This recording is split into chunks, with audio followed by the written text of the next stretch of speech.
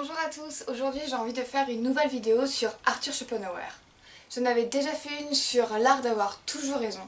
Et cette fois-ci ce sera sur l'art d'être heureux. En ce moment ça n'allait pas très bien, alors je suis allée voir Arthur Schopenhauer et je lui ai dit Arthur, dis-moi, quels sont tes petits secrets pour être heureux dans la vie?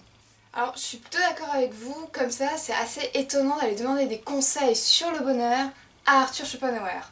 Mais aussi incroyable que cela puisse paraître, il a vraiment écrit 50 règles de vie à suivre pour être heureux. Clémence, si je puis me permettre de t'interrompre déjà, c'est pour te dire que ce ne sont pas réellement des règles pour être heureux, mais du moins pour ne pas être malheureux. Car selon moi, la vie ne consiste pas à être heureux, car le bonheur n'existe pas, hein, on court après un concept qui n'existe pas, donc alors on va être malheureux toute sa vie, mais de courir après le fait de ne pas être malheureux, du moins de l'être le moins possible. Ok, mais du coup, être heureux, c'est ne pas être malheureux.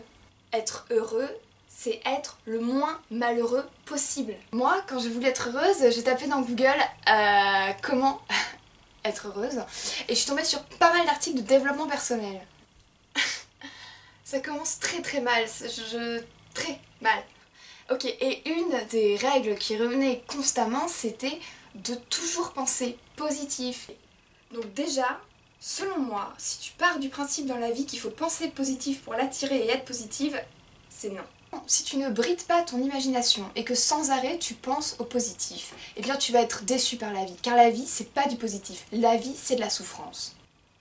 Cette vidéo sur le bonheur commence quand même très mal, Arthur, je ne vois pas en quoi penser négatif sans arrêt. Alors justement, non seulement il ne faut pas penser négatif sans arrêt, mais en plus il ne faut pas penser tout court. L'homme n'est heureux que dans l'action, que lorsqu'il fournit des efforts pour atteindre un but, un objectif. Une fois cet objectif atteint, il est heureux du résultat.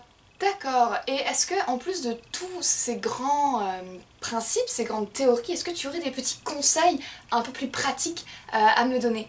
Mais oui, bien sûr, suffit de feuilleter ce petit ouvrage que j'ai confectionné et qui est sorti après ma mort. Hein. Oui. C'est triste, j'ai pas pu en profiter et tout le monde a cru que j'étais un gars très malheureux alors que bah... Par exemple, limiter le cercle de ses relations. On offre ainsi moins de prise au malheur. Il faut absolument éviter de dire ses secrets. Lorsque tu es de bonne humeur, reste de bonne humeur, accueille cette bonne humeur et ne te demande pas « Tiens, pourquoi suis-je de bonne humeur ?» Et la base de la base de la base du bonheur pour toi c'est quoi? Eh bien pour moi la base du bonheur c'est la santé. Et lorsqu'on est en bonne santé, tout va mieux.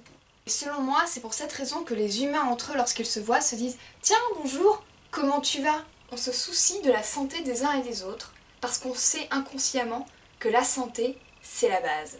Ça fait déjà pas mal de petits concepts pour essayer d'être heureux. Mais si vous voulez que je vous donne d'autres conseils tirés de Arthur Schopenhauer, toujours pour être heureux, eh bien n'hésitez pas à me le dire et je ferai une autre vidéo là-dessus. Je ne te souhaite pas d'être le plus heureux du monde, mais d'être le moins malheureux possible du coup.